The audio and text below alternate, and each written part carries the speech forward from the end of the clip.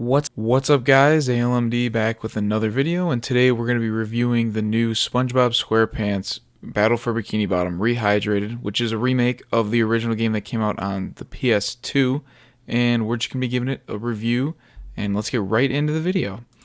So when we're talking about a remake, we should definitely start with how the graphics look, and these graphics definitely look really good. They're nothing that's going to blow you away, they're not absolutely fantastic, but this game, that's not really what they're going for. They're not going for over-the-top fantastic, they're just going for a fun, cartoony style game that is going to make older players feel nostalgic and newer players that have never played the original get that SpongeBob type of feel. It's a very cartoony game, and I think they hit the nail right in the head when it comes to what they were going for. Obviously, this game is based off a cartoon. It's not going to be, extremely realistic graphics. They look really good, especially when you compare them to the old game. Now, the old game actually doesn't look that bad, but when you compare the two, it definitely looks really good, and I think they did a great job, especially with what they were going for in the graphics department.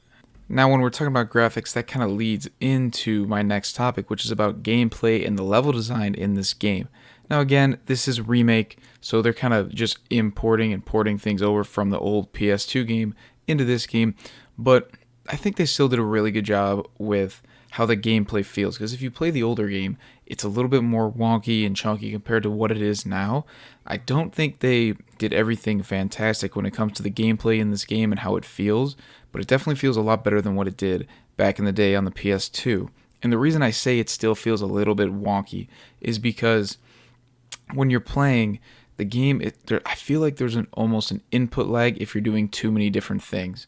For instance, when you're attacking a bunch of robots, a lot of times it doesn't seem to register certain hits that I make on different robots, or if the robot is going to hit me even though I hit him with my attack. Basically, it doesn't seem like the attacks register as much as they should, or at least that's how it feels. I don't know if I'm just messing something up or if they intended it to be like that, but it definitely doesn't seem like they absolutely nailed the combat part of the gameplay. But when you're talking about actually platforming, and this kind of goes into the level design, I think they definitely hit that on the head. And, again, it's an import from the old PS2 game. But, it definitely feels great when you're flying around with Sandy. That feels absolutely fantastic. When you're jumping with SpongeBob, going crazy, doing all these bubble moves, that feels really cool. And Patrick, he's kind of like the goofy character. You kind of feel more loose with him. And when you're playing with the different characters, that's also a really cool dynamic as well.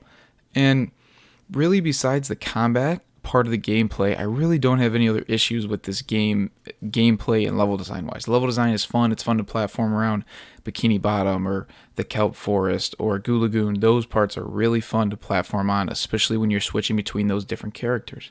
But the combat part of it can get a little frustrating. Obviously, it's meant to be a difficult game and it's not meant to be easy, but sometimes, it's actually meant to be a little easier than most games. It's not supposed to be challenging, but there is supposed to be a little challenge, and I feel like it's not so much challenging as it becomes frustrating because you feel like you've done something, but the game doesn't register it. And that's the only problem I really have with the combat aspect of that game. But other than that, the gameplay and the level design actually feels really good.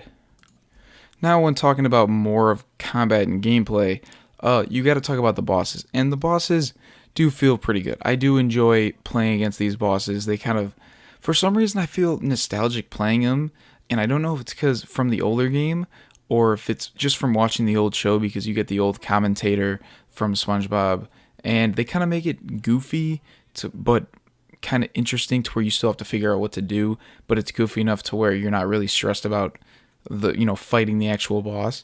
One of my favorites was fighting the Patrick boss, and he's slurping this ice cream and the ice cream hurts you, but it's still kind of fun to play and you're not really worried about dying, and it's kind of easy but not that easy.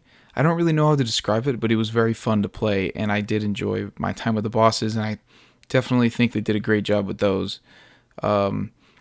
Yeah, that's really when it comes to the combat part with the bosses. I think they did a great job, and they had a little funny story elements into it, and each boss has kind of 3 stages, and I think that part they really did a great job on. And finally, I'm going to save the story for last, and I don't know if you guys know this old story, but It's a pretty simple story. It's kind of funny. They kind of put the little SpongeBob twist on it where they make it kind of friendlier than it seems to be. And it's a really good story. There's you pretty much right from the beginning they tell you what happened, and there's a clear and obvious end of the game. You know what you have to do. You have to stop the robots somehow. And I think that's a good way to start, is that they just started with having the robot incident right in the beginning, having an explanation in SpongeBob and Patrick's mind, and then you just slowly go throughout all of Bikini Bottom and all the places you explored within the show, which makes it very fun and interesting. And you fight these robots, you try to defeat them, and you progress collecting spatulas and socks and everything like that until you finally defeat the final boss, which makes it extremely fun. I enjoy the story of this game. It's something that's going to blow you away. It's not like Uncharted level story, but it's a fun story that's going to keep you going. And especially if you're younger or you've played the previous game and you're nostalgic of the old story. So they definitely did a good job in that regard. So overall, based on everything I've said, I would probably give this game an 8 out of 10. Not something that's going to blow you away. It's not something that you're going to be dying to get to the stores to get, but it's also something you're going to really enjoy playing, and you're not going to be disappointed when you're playing the game. And it's a good top quality game that's not top tier, but it's definitely not bad at all. So I think a good 8 out of 10 is a good rating for this game, whether you're older or younger. But anyway, guys, thanks for watching. If you did enjoy this, please be sure to like the video and subscribe. Let me know what you guys think down below in the comments if you agree with me or you disagree. But thank you guys so much for watching, and we'll see you guys in the next one. Peace.